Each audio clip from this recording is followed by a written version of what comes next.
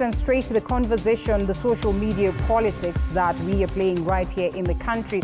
On this side of the panelist, we have Casmuel Makoure, an activist, but basically, are you an activist to that magnitude? ODM?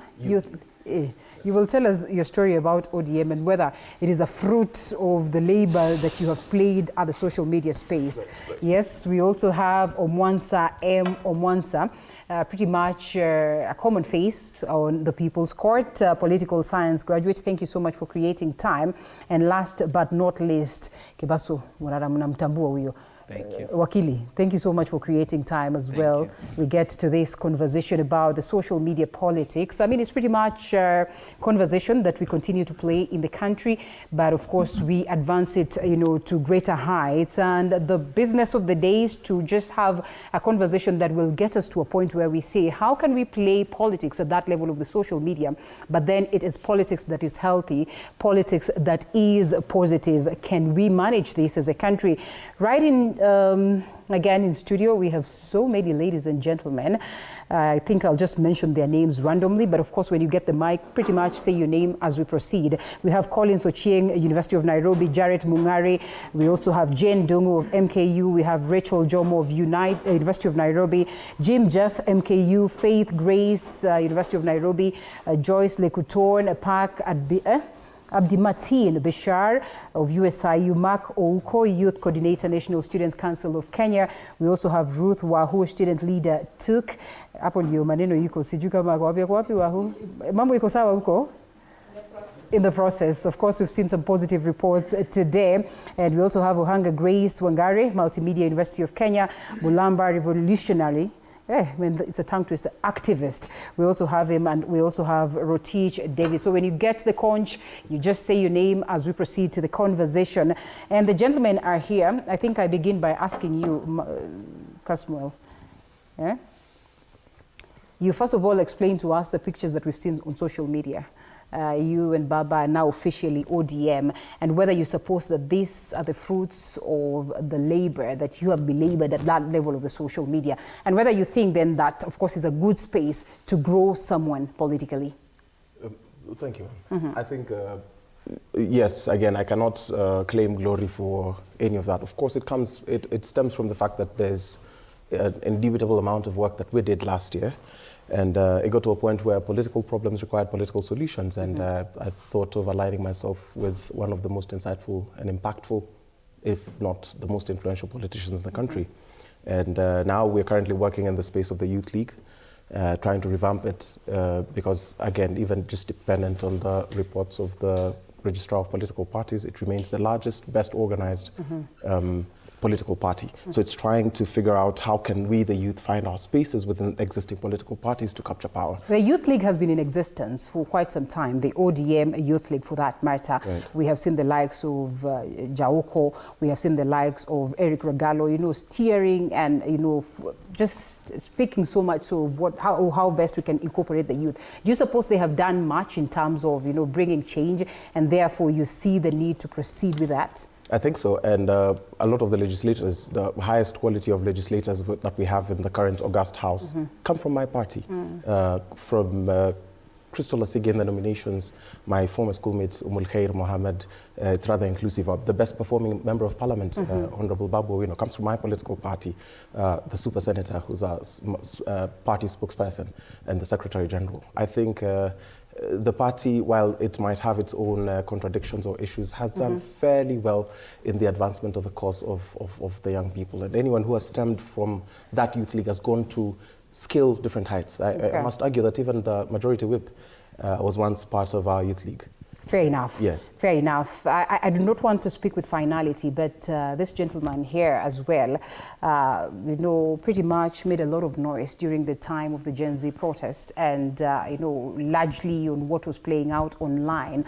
But today, I do not know whether he's part of the Kenya Kwanza government or not. He tells us today, Mwanza, you tell us whether it is the case. You're describing me. I am asking. I'm asking a question. It must be you. Because the other time we had Mwanza on set, and if you people, some of them have been here, you know, he was anti. And he was reading us pretty much to the, I don't want to call it the riot act, on what the social media says and basically what the youth are saying. The next time, Mwansa was talking about a totally different thing. Have you shifted gears?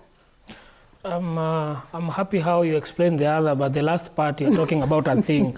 You're even fearing to say what. But fair enough. Let's proceed to the question and focus. It's fair. It's important. Good. Are you there? Are you not? So that we get to Murara.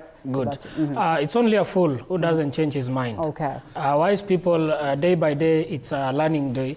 So once you find that there's something you've learned about some things in life, you get to make your mind. So that's why after consultations here and there, my grandparents, my friends, my colleagues, my family, I thought it wise to go the way that I went, that I said last time here. And I'm proud of it because, okay, allow me, like always, like culture, always talking Swahili. Yeah. I know it's an English or something. It's okay. So venye nasema ni kwamba that kila wakati mtu unaweza chagua kulingana na venye maoni yako ama mambo yako unaonelea. So that's what I thought after what I went through and all that. I thought the best thing, because we only have like 2 or 3 people who are going for this seat, and the best solution for me, that's why I chose to support my president. That's why we came. He's in the ODM Youth League. I'm the CEO for the Presidential Youth Delivery Unit, whereby we are going across the country to support, to show what the president has done. I didn't vote for my president. I went around the country to support BAMBA and tell people that sahi tungekuwa napata 6,000 per month. But again, 5.2 million people came and vote for my president. So why should we keep fighting him? Hata hana time ya kufanya kazi. That's why I said, as a young man, because I love peace. Mr. Akin, that's why I told even Baba last time when he was, he didn't win, he chose to postpone the victory. We told him once he comes back, we want peace, we don't want chaos, we don't want any kind of political intolerance. So that's why I chose that way. Fair enough. Would you attribute this political growth, your personal political growth, to the social media space? Yeah, I'll attribute to that. Why do I say this? I have been, when I was doing my first degree political science, I was in first year. There's a governor, I want to mention the name. He used to pay us good money for us to rant online. Okay. And, you know, social media can be used for propaganda and all that. So after I sat down during these Gen Z and whatever, I realized that there are people eating money, there are people who become billionaires. And as young people, we are suffering, and you want us to shout the same chorus that they are doing. So, I mean, I don't have to, at least and this support for the government and what it is doing right now is purely in good faith and no money has been paid? I don't look like I have money. I think I'm the least here. Look at what they are wearing. Morara Kebasa, do you have money here? I don't have money here. And Kenyans on social media at some point in time again have really accused and pointed fingers at these 2 gentlemen, saying that the money is with you people. Morara, you have the money?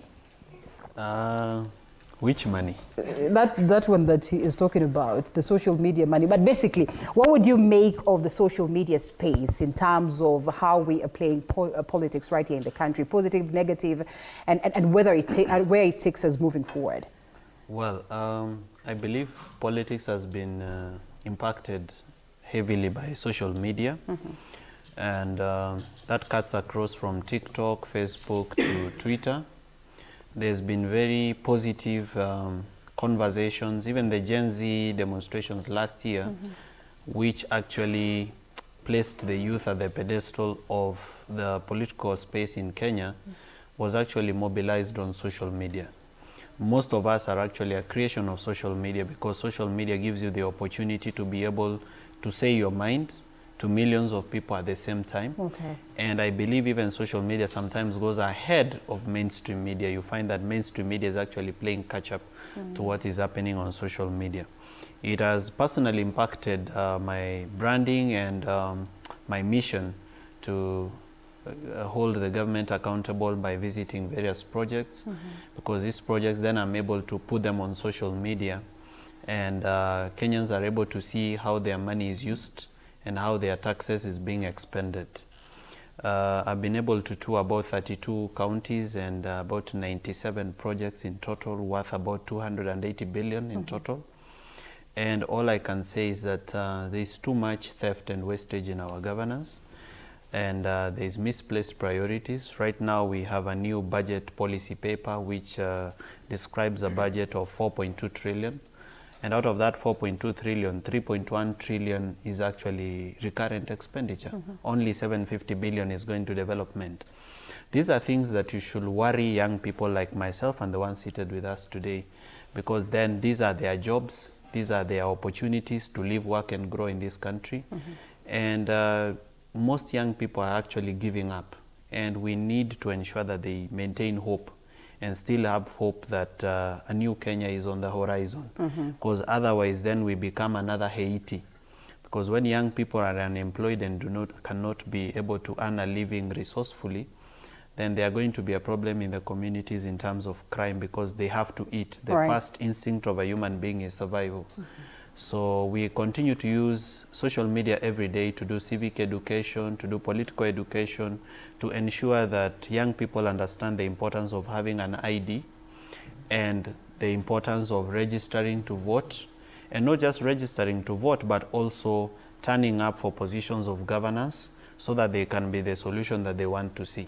In this genuine move, the instances where you get backlash and everything, do you suppose then that the Kenyans that are actively engaging on social media, I mean, while we know that they have a right, do you suppose that they take time, first of all, to understand the politics that is being played down there? And are they keen to make sure that it is positive enough for their own benefits?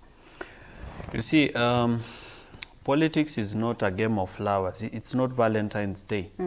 The moment you get into politics, it's about a fight for resources. And if you're a leader, the only way to lead people is to lead them by loving them. Because otherwise, if you lead people by having expectations that they will be nice to you on social media and that their responses will always excite you, then you'll be extremely frustrated. It is true that sometimes we receive a lot of backlash from social media, but most of that backlash is actually not meant for us. It's people who are releasing the pain that is in them.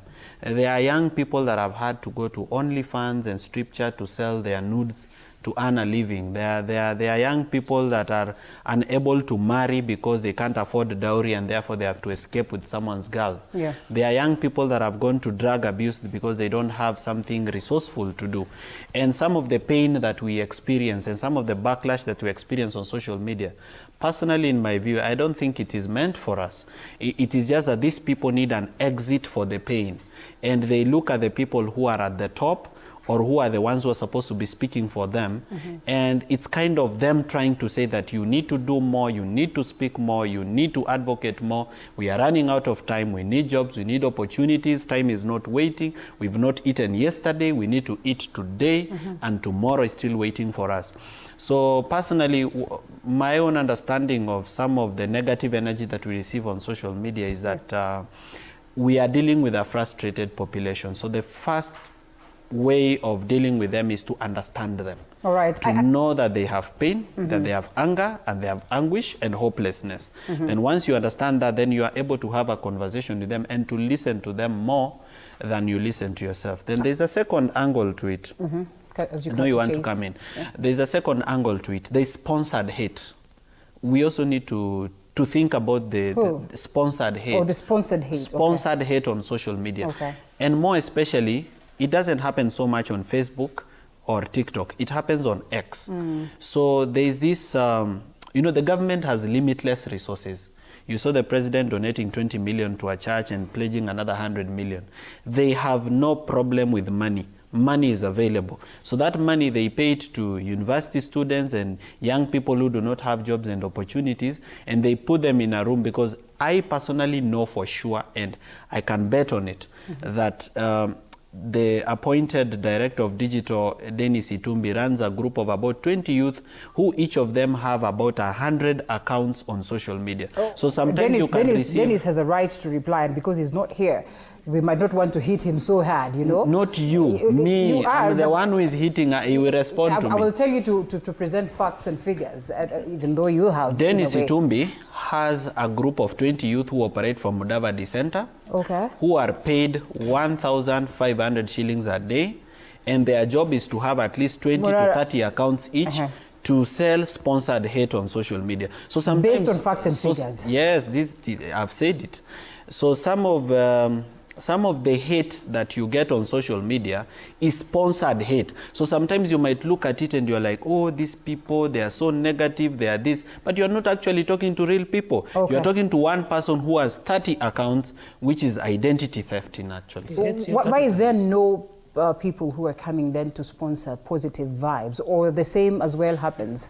Why nobody's coming to do what? To sponsor positive vibes. If Dennis is going to be busy sponsoring negative... You see, when a dog bites a man, it's not news. Okay. But when a man bites a dog... It's a bit of schooling right there as to the media. I mean, you want to miscast story media. And I allow you people to as well ask this gentleman questions in the event that you have any, because then we've seen just how active they've been on social media in terms of helping us, again, pushing for the Gen Z agenda. Before we come to you with your questions and perhaps your positions, we have seen the outcome of what played out as to the Gen Z protest. There's been this general feel that Azimio, or better yet, ODM, hijacked the entire process. Do you suppose that the entire protest then achieved the purpose, you know, of basically what will be positive online politicking, and the protests that were played out, did they really get to achieve much in terms of what the Gen Z would have wished for? I think that's a bit of a flawed question. Why would you argue that way? Because it kind of narrows down what the purpose of the protest was. The protest was not an isolated event. Okay. The protest was not, it's a protracted struggle. Mm-hmm. It's a struggle for a just and more equitable, corruption-free, well-governed Kenya.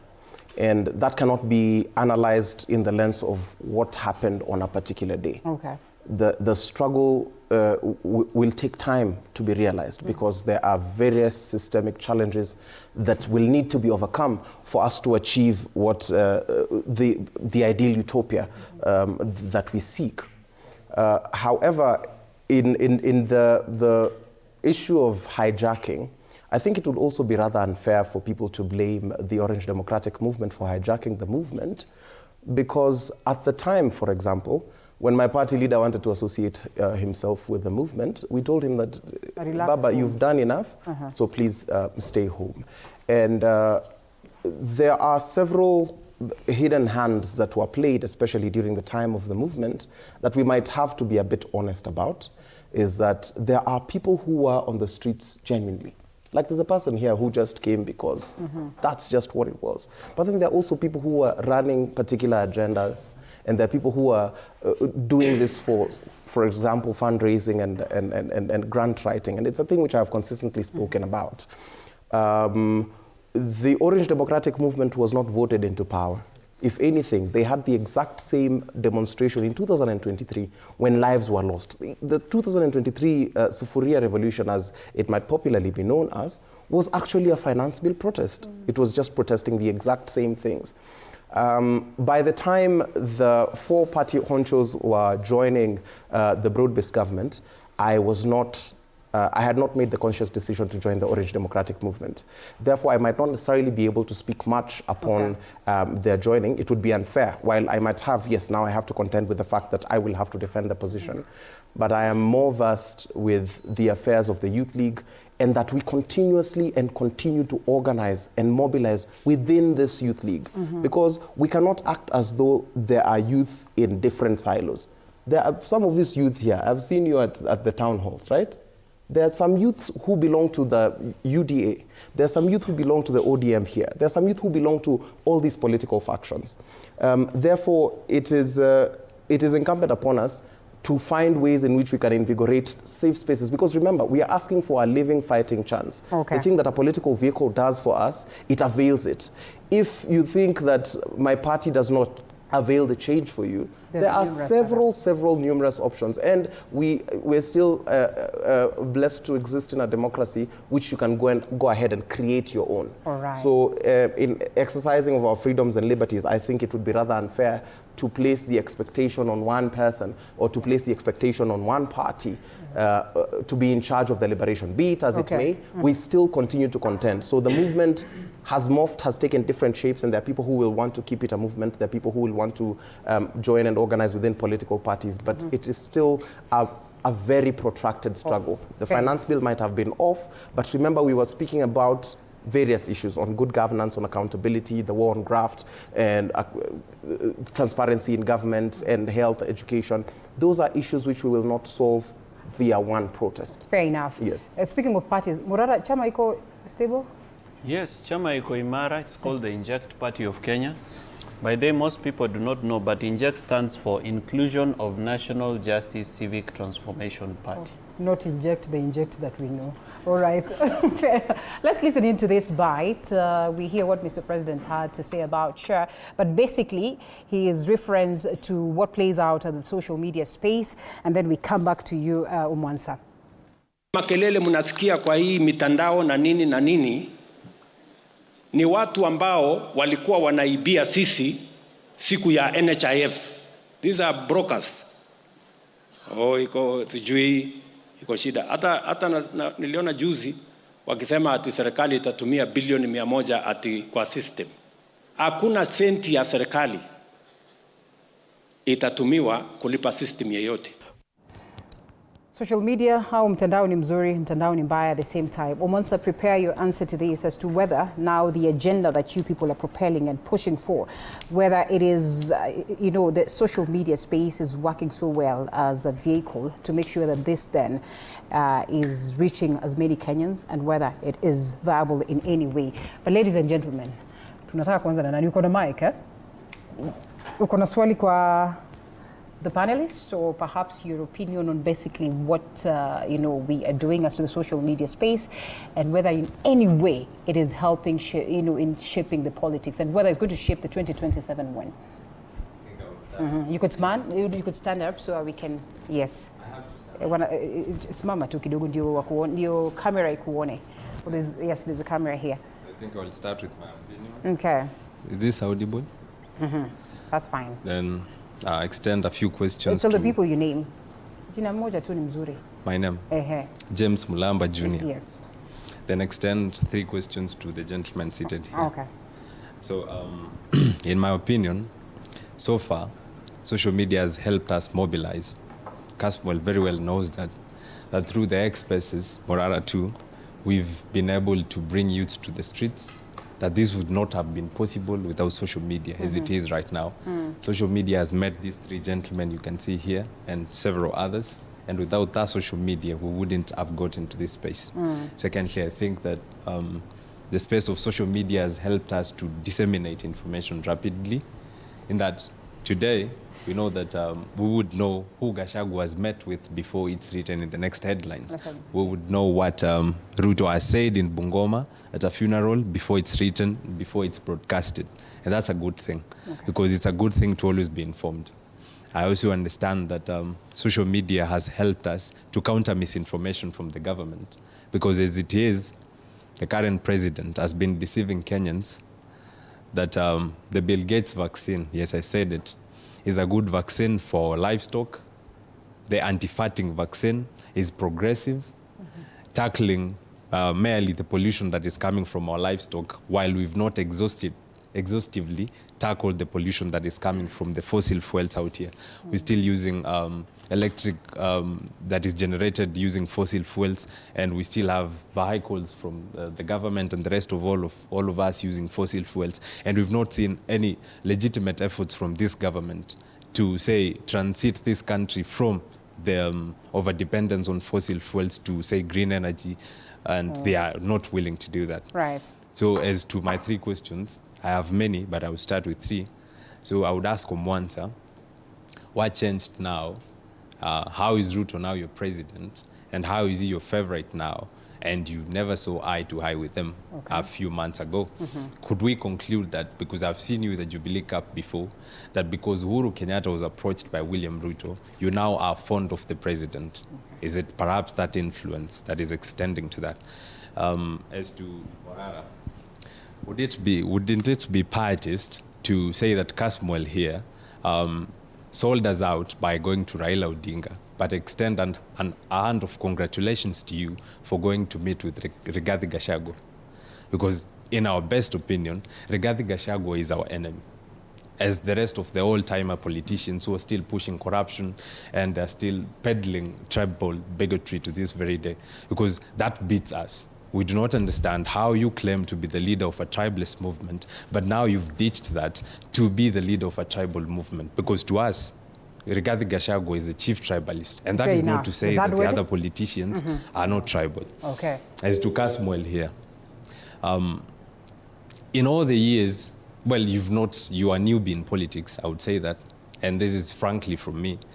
So you've recently just joined ODM. You've had so many years before, and you've had a chance to join ODM. In all these years, even when Kenyans knew you as a musician and as a good pianist, why did you not join ODM then?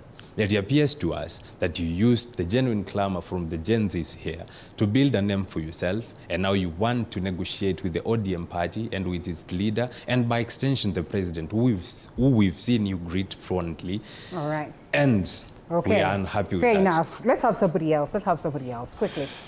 Thank you very The much. next one, a lady, and then we'll come to you. Thank you very much for the chance, Linda. I'm Rotich David, a youth leader from Baringo County and also a lawyer.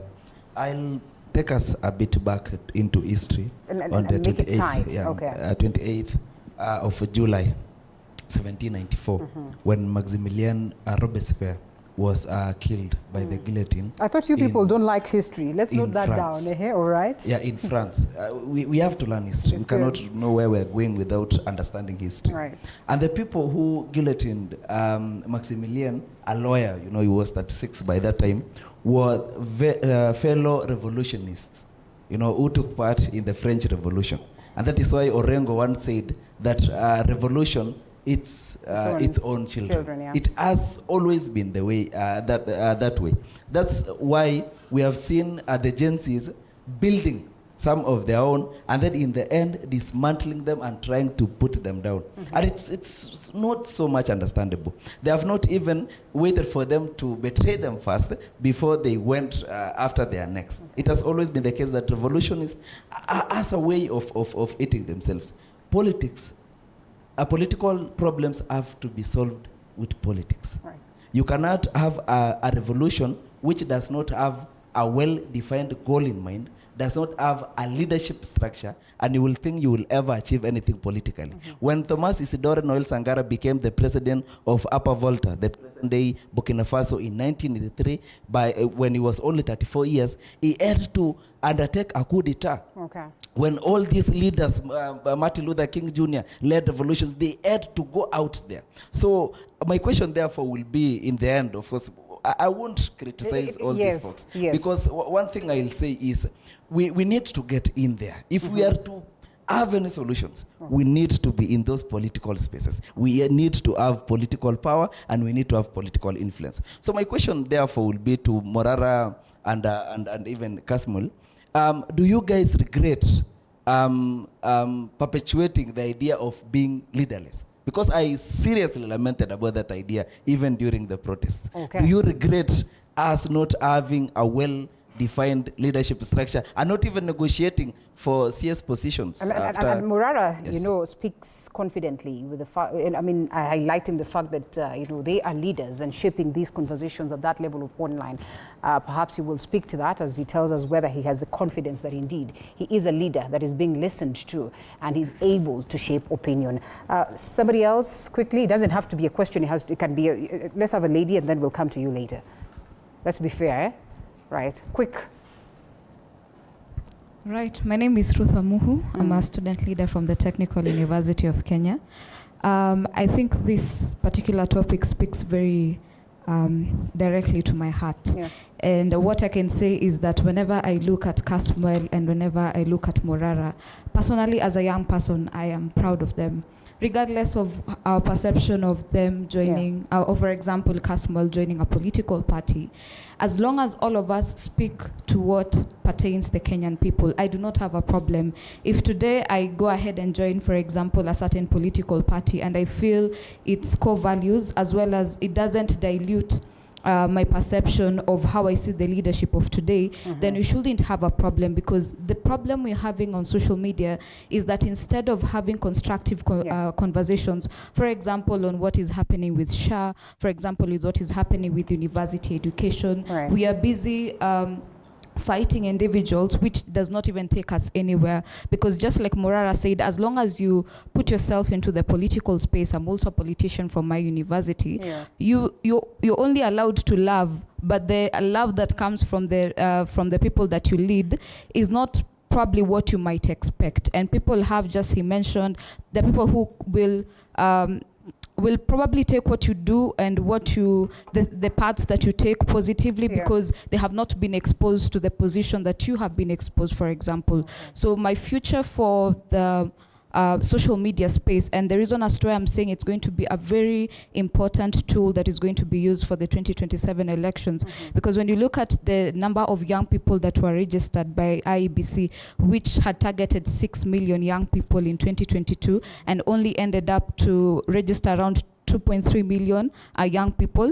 I was a voter registration officer, and I can tell you, as much as I used to report very early and go home very late, I was not able to reach most of the targets because young people were a bit shy to actually register. So my prayer is that we get onto social media and we carry out the hashtags, for example, of let's register as young people. Even if I know it is not right for us to have IDs that have expiry dates, which we're actually fighting for as young people, but I think it is important because it's going to be a tool for you to register as a voter. So for example, if you're able to get 10 million voters for us to be able to vote, and it doesn't make sense, a population of 45 million, only 7 million or not 7 million, but 14 million people get to vote. It's a bit of a menace. So I think as young people, we need to take up the space to have constructive conversations on matters policy and what pertains us. But as it stands, I am proud of the various activists. I think it's an open space where everyone is open to giving out their opinions on what they think of how the leadership of the country is Good actually enough, going. and I like that you have advanced the agenda even better, because then we need to take track of basically what is playing out social media and advancing the conversation as to, registering as voters. So allow us to take a quick short break, and then we come back, get the responses of this gentleman. Remember, the conversation is about social media and not the three gentlemen, but of course they must answer, as they would all agree that indeed they are fruits of what the social media politics has been in the country. So we take that short break and we come back to that.